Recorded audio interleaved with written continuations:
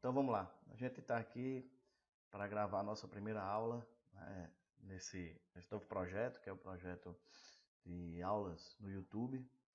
Então nesse canal a gente vai abordar alguns conteúdos em forma de questão. Se trata, na verdade, de aplicação de determinados conteúdos em algumas questões que eu vou estar selecionando, que eu julgo que são questões importantes de aplicação de determinados conteúdos, né?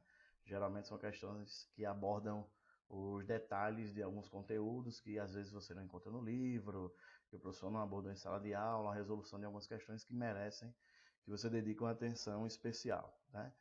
Então, a cada aula a gente vai abordar uma questão e discutir o tema dessa questão e na sequência, a resolução dessa questão, tá? Então, para a nossa primeira aula, eu selecionei essa questãozinha aqui, que é uma questão que fala sobre trabalho de uma força. Inclusive, eu até coloquei aqui qual é o tema base dessa questão. Não quer dizer que a questão aborda apenas o conceito de trabalho. Então, a gente vai discutir o conceito de trabalho e os outros conceitos necessários para a resolução dessa questão. Então, a questão ela diz o seguinte: três carregadores, A, B e C, precisam colocar caixas idênticas de massa M em uma plataforma de altura H.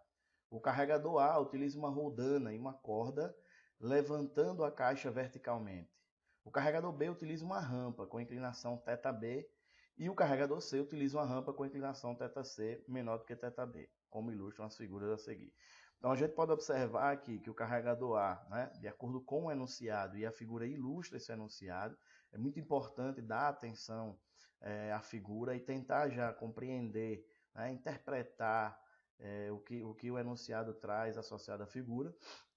Então a gente tem aqui um carregador A que ele vai apenas erguer essa caixa utilizando de uma força associada, aplicada a um cabo, né? Esse cabo está aqui preso a uma roldana. Na verdade ele está utilizando uma roldana para aplicar sobre a caixa uma determinada força e fazer a caixa erguer-se uma altura H, né? No caso do carregador B, ele vai fazer o bloco subir, né, se movimentar, se deslocar ao longo desse plano inclinado aqui, ó, que está com inclinação θB em relação ao solo, em relação à horizontal, mas ele também vai executar esse movimento de tal forma que o bloco vai erguer-se uma altura H em relação ao solo, que seria a mesma altura que foi erguida na situação da figura do carregador A. Para o caso do carregador C, nós vamos também erguer a mesma altura H e ele vai se deslocar ou vai deslocar essa caixa ao longo desse plano inclinado aqui, cujo ângulo θC é um pouco menor do que θB, como bem mencionou o enunciado. Tá? Então, dadas as figuras, dada parte do enunciado, porque o resto do enunciado aparece aqui, quando ele diz, sendo o FA, FB e FC a intensidade das forças aplicadas pelos carregadores A, B e C, respectivamente, considerando que os três processos são realizados a velocidade constante, informação importantíssima, né? E que as forças de atrito entre a caixa e a superfície da rampa, bem como o atrito na polia, são nulos. Assinale o que for correto. Então, a gente tem aqui algumas afirmações, 1, 2, 4, 8, 16 e 32, para no final a gente fazer um somatório de quais as afirmações que estão corretas. Então, a gente vai proceder da seguinte forma: nós vamos discutir primeiro o tema dessa questão, né, que é o tema de trabalho, fazendo alguns comentários, relembrando algumas coisas que provavelmente você, aluno, já estudou sobre o trabalho, e depois a gente vai fazer a solução dessa questão, tá? Então, o primeiro comentário a respeito do trabalho de uma força, a gente vai discutir o que é o trabalho da força. Na verdade, a gente vai estar retomando, né? Então, a gente pode definir o trabalho, eu costumo definir o trabalho como sendo a medida da variação de energia que o corpo sofre por meio da ação de uma força. Então, você tem uma determinada força atuando sobre um corpo e a gente vai analisar o comportamento desse corpo mediante a ação dessa força e a gente vai medir a quantidade de energia que essa força foi responsável por fornecer ao corpo, por retirar do corpo ou simplesmente por causar uma transformação, ou seja, pela mudança de modalidade de energia. A energia está numa forma e aí ela vai passar a se manifestar de uma outra forma quando uma força atua sobre o corpo ou sobre o sistema. Então a gente trabalha, por mais que um corpo esteja sob a ação de várias forças, a gente pode trabalhar e pode analisar quanto de energia cada uma dessas forças estaria variando, né, no corpo. E também podemos analisar a força resultante, né, que seria o somatório das forças que estão atuando sobre esse corpo. Quando se trata de uma força cuja intensidade é constante, a gente tem que o trabalho é determinado matematicamente por essa expressão. Então aí nós vamos ter trabalho da força, que é igual ao módulo da força que está sendo aplicada, ou seja, você vai colocar aqui a intensidade da força que foi aplicada, vezes o módulo do deslocamento. O deslocamento de quem? Na verdade, esse deslocamento é o deslocamento do ponto de aplicação da força. É o deslocamento do ponto onde a força foi aplicada. Então, a gente geralmente associa esse deslocamento ao deslocamento do corpo. E aí, na maioria das vezes, né, esse deslocamento do corpo coincide, na verdade, com o deslocamento do ponto de aplicação da força. Isso tudo multiplica o cosseno do ângulo que esse vetor força está fazendo com esse vetor deslocamento. Então, note a importância da projeção dessa força sobre esse vetor deslocamento, não é? Porque a gente vai multiplicar pelo cosseno do ângulo, a gente vai fazer uma discussão sobre isso aqui.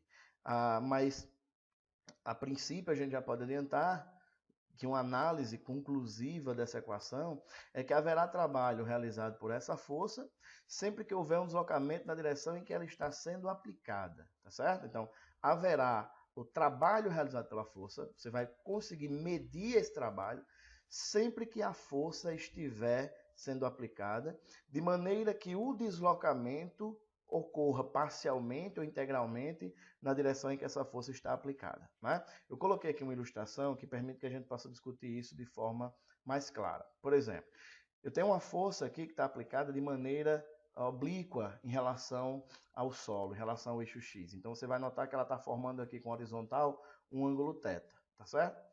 Provavelmente essa força vai acabar causando um deslocamento. É claro que não existe só essa força atuando sobre o corpo. Né? Se a gente considerar, por exemplo, condições ideais, a gente vai ter aqui a força-peso atuando para baixo, e nós teríamos a força normal aqui, que é a reação, a força que o bloco faz sobre a superfície. Né? Então, surgiria uma força normal. Porém, a normal e o peso, elas estão equilibradas, de maneira que o bloco não se movimentaria verticalmente, tá certo?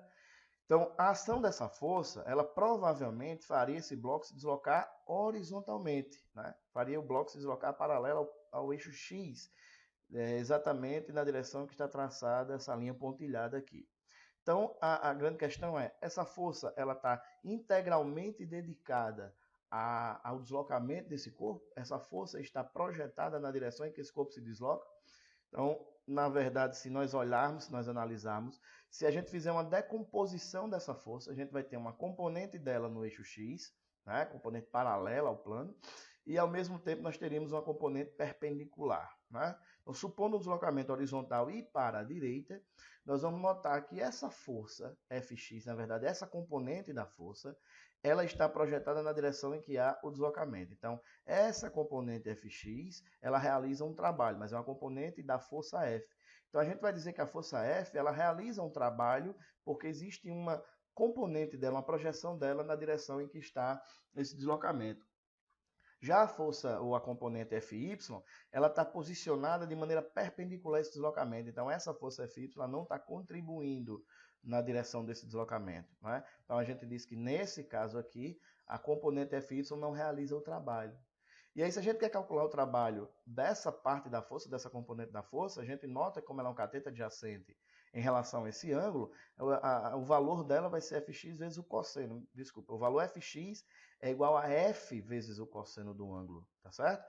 Então, vai ficar F cosseno vezes D, que acaba dando aquela equaçãozinha do trabalho que a gente tinha analisado. Então, para eu saber se uma força está realizando trabalho, eu preciso analisar se existe deslocamento desse corpo na direção em que essa força está aplicada, né? Ou pelo menos se há uma projeção de força, uma componente da força que está sendo aplicada na direção em que o corpo se desloca. E é essa componente que vai interessar, porque ela que vai estar realizando o trabalho. A componente perpendicular, como é o Fy aqui, ela não vai estar dedicada a essa variação de energia que o corpo vai sofrer, portanto, ela não vai estar realizando um trabalho, tá certo? Então, é importante que a gente lembre também, que é um outro comentário que eu coloquei aqui, que quando a gente quer calcular o trabalho da força resultante, a gente vai somar o trabalho de todas as forças que atuam sobre um corpo. Então, se o corpo está submetido à força peso, força normal, força de atrito, a uma força externa atuando sobre ele, então para calcular o trabalho da força nós vamos somar o trabalho do peso, com o trabalho do atrito, com o trabalho da força externa que está sendo aplicada, com o trabalho da força normal, a gente precisa também dar importância, dar atenção aos sinais que serão utilizados, porque tem força que vai estar realizando trabalho motor, né? Quando ela está aplicada na mesma direção e sentido em que o corpo se desloca. Se essa força está posicionada, está direcionada num sentido contrário ao que o corpo se desloca, essa força está realizando um trabalho resistente. Então, para fazer o trabalho da força resultante, é importante dar atenção ao sinal para colocar e fazer esse cálculo corretamente, né? A gente também pode determinar o trabalho da força resultante multiplicando-se a força resultante em módulo pelo módulo do deslocamento, pelo cosseno do ângulo que esses dois vetores formam entre si, né? E uma outra informação importante é o teorema do trabalho, que é bastante discutido. A gente sempre diz nas aulas que, olha, é uma questão de cálculos, foram dados os valores, e falou em velocidade, força, então a gente provavelmente vai resolver essa questão pelo teorema do trabalho, onde o trabalho da força resultante é igual à variação da energia cinética. Preste bem atenção. Não é o trabalho de uma força, não é? É o trabalho da força resultante. A não ser que essa única força que você está analisando seja resultante das forças que estão atuando sobre esse corpo. Aí você pode calcular o trabalho dessa força igual à variação da energia cinética. Mas se houver um somatório, se houver uma ação de várias forças sobre um corpo, o trabalho da resultante é igual à variação da energia cinética. Então, é o trabalho da resultante, não é da força A, da força B, da força C.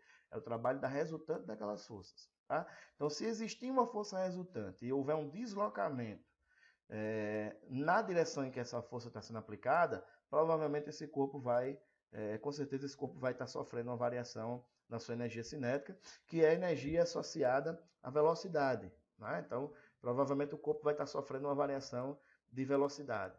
E aí a gente pode notar também que se essa velocidade estiver aumentando, aí a gente tem que a força resultante ela realiza um trabalho motor, que é um trabalho maior do que zero, positivo. Se a velocidade diminui, então o trabalho da força resultante é menor do que zero, é um trabalho resistente.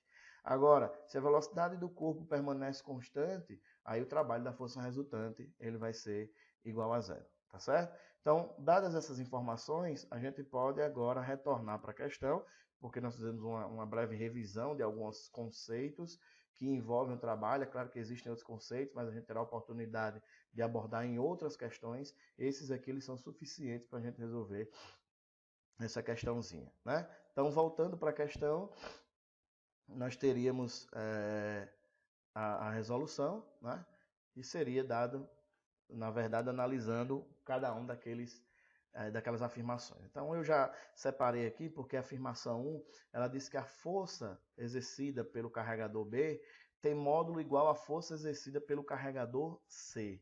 Então, é importante que a gente lembre, né?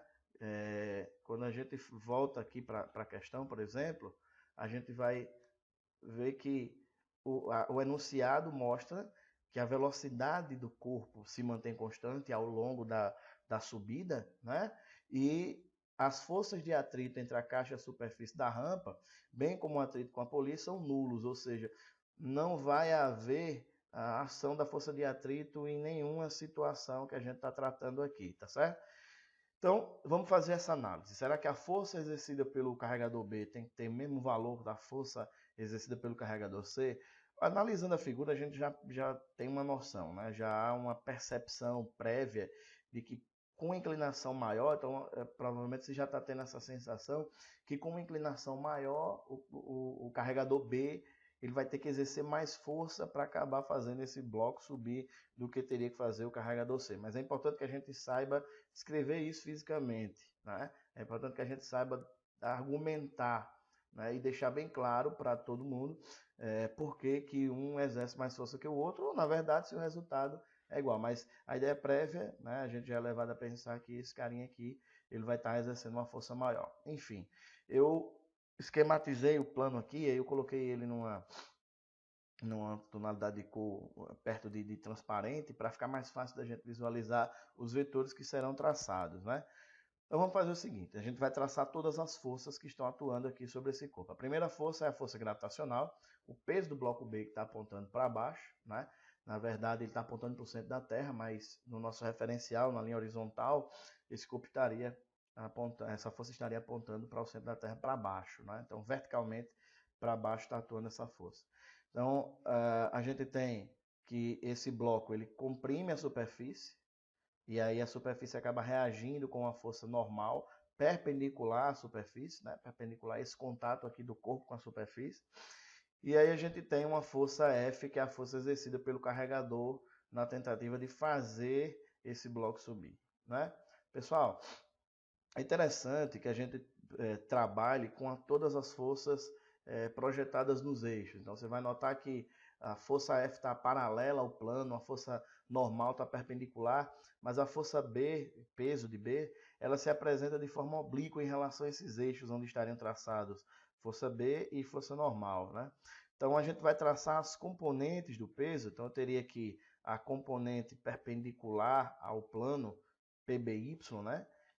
Sob um ângulo θB, que seria o mesmo ângulo que a gente encontra aqui no plano inclinado, e a componente PBX, que é a componente paralela em relação ao plano da força-peso. Então, isso nos dá uma noção melhor de como as forças estão distribuídas, de como o corpo vai se comportar sob a ação dessas forças. Então, vamos notar aqui que o corpo está sendo empurrado, né? E no enunciado ficou bem claro que ele se desloca com velocidade constante, né? A princípio, o aluno ele pode pensar que, poxa, como é que o corpo vai se movimentar, né? Como é que ele começou esse movimento se foi aplicada uma força FB cujo valor é igual ao PBX? Porque aí a resultante daria zero e esse corpo nunca começaria uma aceleração, ele nunca sairia daquela posição, né? Então, na verdade, a questão já trata como se estivesse no meio do caminho. Alguém acelerou o corpo, então o carregador provavelmente acelerou e quando ele atingiu uma velocidade, ele equilibrou as forças. Ele exerceu uma força agora menor para equilibrar o PB com o PBX, né, com a componente do peso. E aí, como o corpo agora já está em movimento, ele permanece em movimento. E aí se movimenta com velocidade constante. Então, é bom a gente pensar, a gente saber que, na verdade, o corpo estava parado, ele exerce uma força maior do que a componente do peso para ele acelerar. Uma vez que ele adquire velocidade, ele pode reduzir um pouco essa força para que ela fique no valor igual ao da componente do peso, e aí o bloco consiga se movimentar com velocidade constante, tá certo? Então, a gente nota que para um movimento com velocidade constante desse corpo, a força aplicada pelo carregador B tem que ter um módulo igual à força aplicada pelo carregador ou pela componente PBX, que é a componente do peso na direção do plano, não é?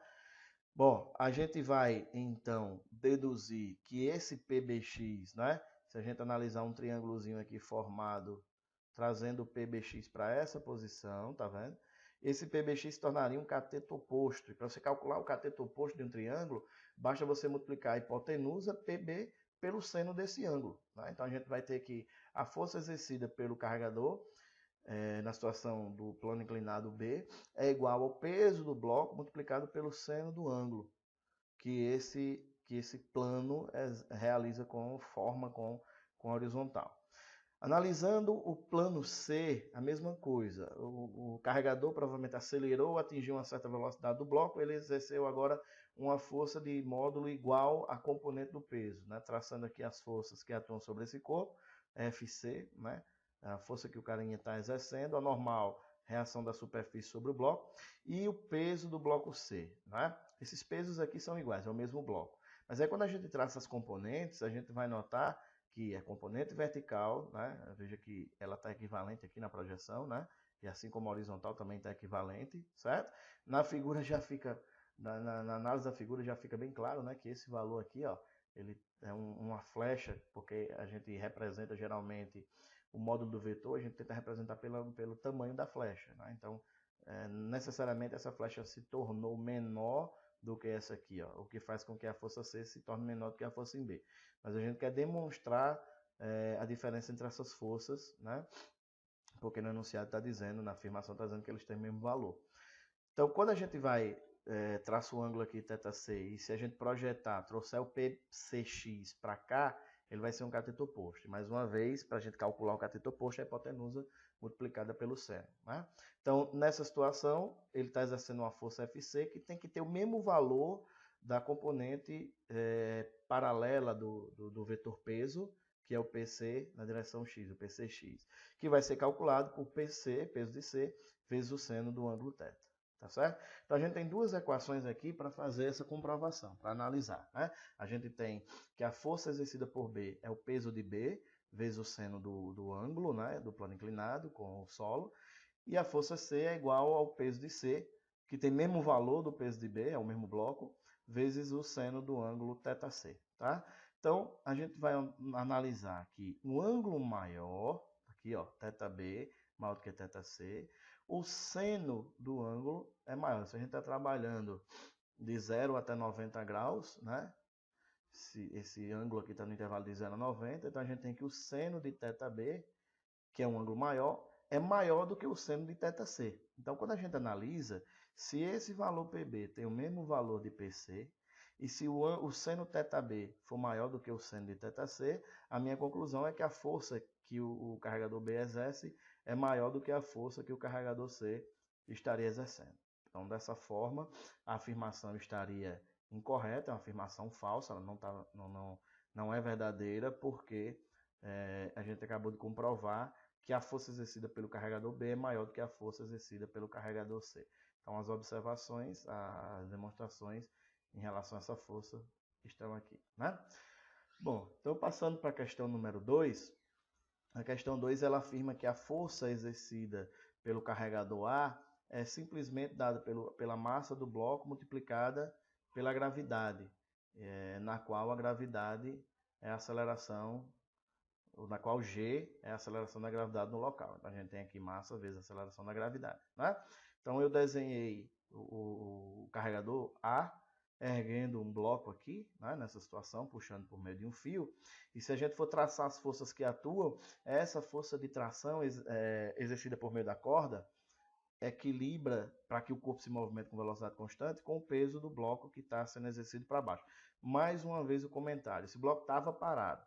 Se a gente exercer uma força sobre ele, né, uma tração sobre ele, igual ao peso dele, ele não vai sair do local, não vai sair da posição, ele não vai mudar de velocidade, porque a resultante das forças sobre ele vai dar igual a zero. Então, provavelmente o carregador exerceu uma força que excedeu o peso do bloco, foi maior do que o peso do bloco, e aí esse bloco começa a aceleração, né? Ele aumenta a sua velocidade, atingir uma certa velocidade, basta que ele exerça força igual ao peso para que ele permaneça se movimentando com velocidade constante. É importante observar que essa força de tração aqui, ela surge mediante a força que o carregador A exerce sobre a corda, né? A corda tem essa função, ela vai transmitir a ação dessa força exercida por ele ao bloco, para ele não ter que puxar diretamente no bloco, ele puxa pela corda. Então, essa força de tração tem a mesma intensidade da força que o carregador A está aplicando. Então, se a gente está supondo uma situação de velocidade constante, a força de tração A é igual ao peso do bloco, né? Na situação A. Então, como essa tração A, como eu já falei, tem a mesma intensidade da força FA, basta substituir aqui, ó. Então, FA vai ficar igual ao peso de A. Então, se essa força tem a mesma intensidade dessa, então essa força tem intensidade igual a essa, porque a velocidade é constante. Então, substituindo isso aqui pela massa do bloco vezes a gravidade, a gente chega a um resultado que é exatamente o que se diz na afirmação. Portanto, a afirmação se torna verdadeira. A força que o homenzinho aqui na sua ação está exercendo tem a mesma intensidade do peso. Bom, então aqui na afirmação 4, né, nós temos que a força FAC é maior do que a força FC. Então a gente vai fazer uma análise agora para comprovar se essa afirmação é uma afirmação verdadeira ou se trata de uma afirmação falsa, né? Então redesenhando aqui, né, ilustrando novamente as interações sobre o bloco na situação do puxador A, na figura A, e a situação das forças sobre o bloco na figura C, no plano inclinado C, mas aí veja que aqui eu eliminei a normal exercida sobre o bloco e a componente PY, né, que é a componente do peso que está na mesma direção que estaria normal, porque suas forças se equilibram, e na verdade a gente está analisando o movimento desse corpo só na direção do plano, né, paralela ao plano, então só essas forças aqui estão atuando na direção desse plano. Então note que para essa situação, como a gente já viu, a força que A tem que exercer, que exerce aqui na corda e aí transmite na forma de tração para o bloco, tem que ser igual ao produto da massa desse bloco pela gravidade que a gente já demonstrou no item anterior, né? Já para essa situação, que também já foi demonstrada, a força FC tem que ter a mesma intensidade da componente PC. E a gente já viu como calcular e já viu que esse PC, que é a componente, que é a força peso do corpo, vezes o seno do ângulo θc, isso aqui dá a força que é a componente PCx da força peso, né? Então, quando a gente faz essa comparação, né, e a gente sabe que PC, que é o peso desse bloco, que é o mesmo bloco que está aqui, então esse peso também é dado pelo produto da massa pela gravidade, você vai notar que M vezes G vai dar um valor, que vai se repetir aqui, que também é M vezes G, e de 0 até 90, na verdade, o ângulo de 0 a 90 varia o seu seno de 0 até 1. Então, o maior valor disso aqui vai ser 1 para um ângulo de 90 graus, para uma situação semelhante a essa. Para todos os outros ângulos menores do que 90 graus, isso aqui vai dar menor do que 1, né? Então, o seno ele é sempre menor ou igual a 1. Como a gente não tem um ângulo de 90 graus, a gente tem um ângulo menor do que 90 graus, esse seno, na verdade, ele acaba sendo menor do que 1. Então, você vai multiplicar mg por um valor menor do que 1, vai dar um valor menor do que o mg aqui. Portanto, realmente a força que A está exercendo é maior do que a força que o C deveria exercer para realizar essa atividade. Tá?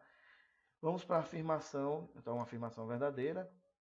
Vamos para a afirmação número 8, que diz que essa força é maior do que FB. Então você já deve estar imaginando que pelas mesmas justificativas, né, nós teríamos que a força de FA é maior do que a força de FB. Provavelmente nós vamos encontrar a mesma solução.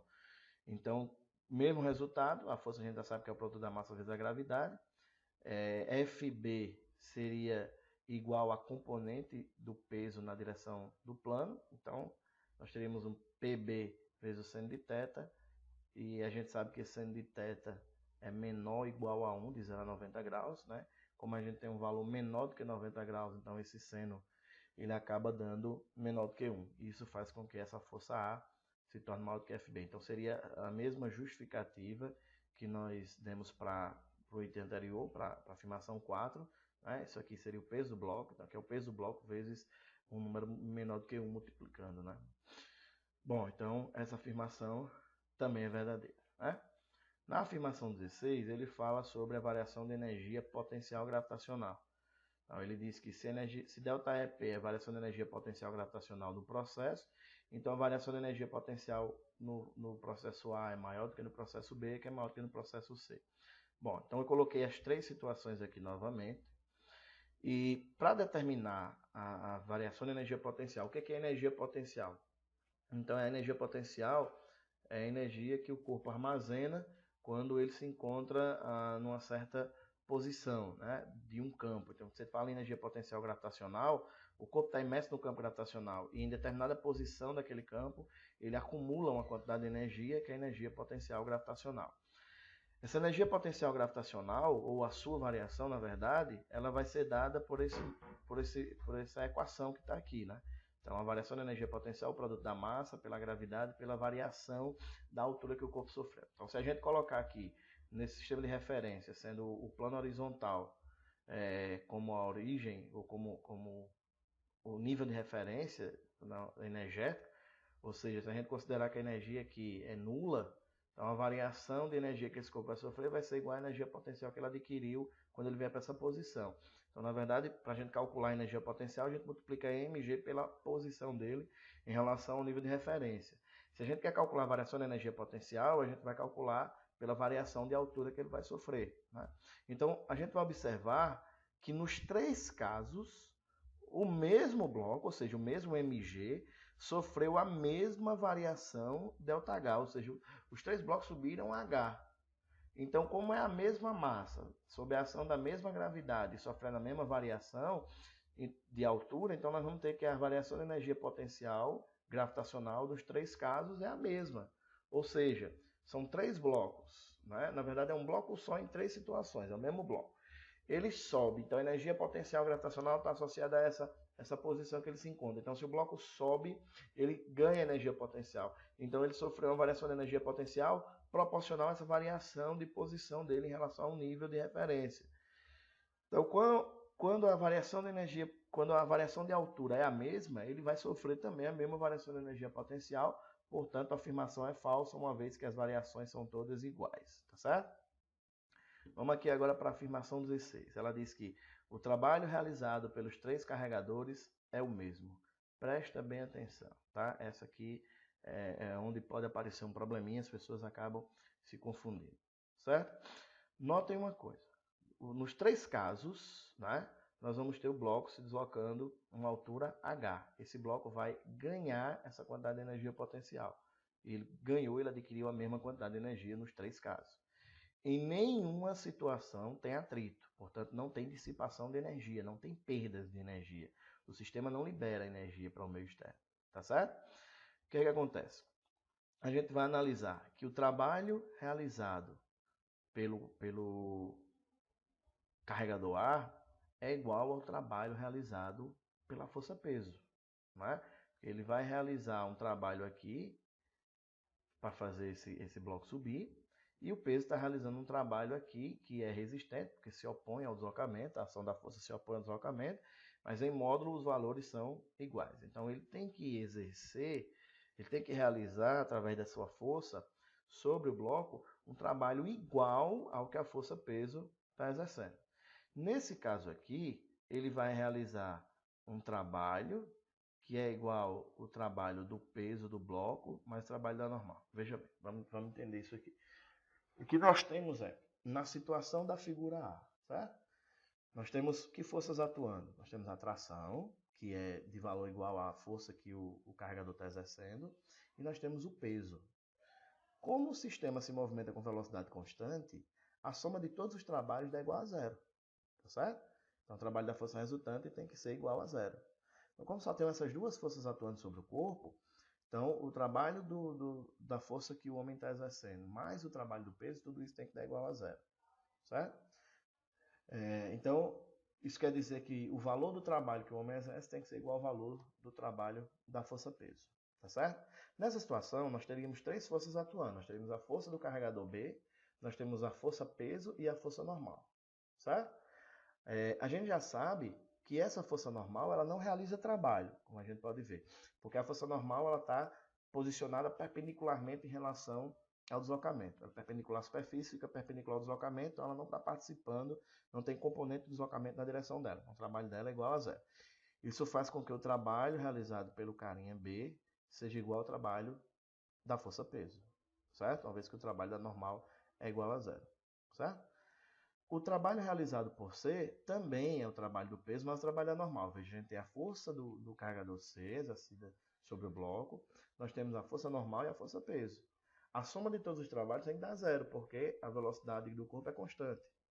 Então, ele não está variando de energia. Então, quer dizer que o trabalho da resultante é zero, porque a variação de energia cinética é zero. Só que a normal, também perpendicular à superfície, realiza trabalho nulo, não tem trabalho. Dessa forma, o trabalho de C é igual ao trabalho do peso. Então, o trabalho que o carinha A exerce é igual ao trabalho da força-peso. O trabalho que o carinha B exerce, ou realiza, é igual ao trabalho do peso. O trabalho que C realiza é igual ao trabalho do peso. Pessoal, presta bem atenção, tá? Vamos supor que a gente vai falar em termos de energia, então o carregador A ele está fornecendo energia para o sistema, né? O trabalhador A estaria dando energia para o sistema, então sozinho ele faria essa energia variar. O peso está trabalhando, fazendo com que o corpo armazene essa energia, ou seja, ao invés de transformar essa energia que está recebendo em energia cinética, ele transforma em energia potencial. É assim que o peso trabalha, né? Já nesse caso aqui, você observa que o trabalho normal é zero, e aí mesmo esquema, esse cara vai trabalhar exercendo uma força F, deveria variar a velocidade, mas aí a quantidade de energia que ele está fornecendo, o peso, né, está fazendo ele armazenar, porque ele está erguendo uma certa altura, então o fato de existir peso ali faz com que ele armazene essa energia potencial. E igual vai acontecer para C, certo? Então, essa é uma situação que aparece em várias questões, em que o aluno ele fica utilizando a força F vezes D, né? Ele vai usar F vezes D. Você vai notar que os F são diferentes, né? E os deslocamentos são diferentes na direção da força. Você vai ver que se você usar um F aqui para cima, você vai usar o deslocamento para cima, mas o F aqui é diferente e o D também é diferente, assim como acontece aqui também. Então, nesse caso, a gente não vai analisar pela expressão, não é? Porque a expressão matemática ela é utilizada para problemas bem simples. Você tem a força já aplicada, aparece um ângulo ali, tudo já definido. Aqui não, aqui você precisa analisar quais as forças envolvidas, e se há dissipação de energia, se não há. Então, geralmente esses problemas aqui, eles trabalham sem atrito, e a conclusão, geralmente, que você vai chegar é que o trabalho que o homem está exercendo para fazer o bloco se movimentar com velocidade constante é igual ao módulo do trabalho do peso. A gente fala que é o módulo do trabalho do peso porque esse peso realiza trabalho negativo, né? O peso está para baixo, o deslocamento é para cima, o trabalho é negativo. Então a gente está trabalhando com a hipótese de que é o módulo do peso aqui. E veja bem, é importante a gente também comentar que nessas três situações, a gente viu que a menor intensidade de força é quando você tem a situação C, né, do plano inclinado C. Então, observe que esse carregador, ele é o que vai realizar menos esforço, né? Ele é o que vai precisar de menos força para fazer esse bloco erguer, para levar esse bloco para uma altura H. Porém, é ele que vai se deslocar mais, né?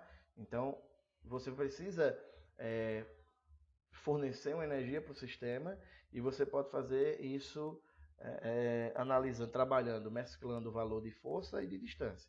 Então, se você faz isso por um caminho mais curto, você precisa de mais força. Se você faz isso por um caminho mais longo, você exerce menos força. Então, é aquela história, eu vou exercer menos força, vou me esforçar menos, mas eu vou me deslocar mais, tá? Então, é uma questão de conforto, de vantagem que você pode adquirir, né? Porém, você adquire vantagem exercendo menos força, mas você tem uma desvantagem de percorrer uma trajetória maior, tá certo? Então, nessa situação, o trabalho de A é igual ao trabalho de B, que é igual ao trabalho de C. Essa afirmação se torna verdadeira, né? Bom, e aí a gente encerra essa questãozinha, né? Espero que tenha ficado bem claro para todo mundo a resolução de cada item dela. E aí vocês podem postar abaixo nos comentários qualquer outra dúvida, sugestão de aula, sugestão de questão, né? Para a gente fazer as discussões aqui. Muito obrigado e até a próxima.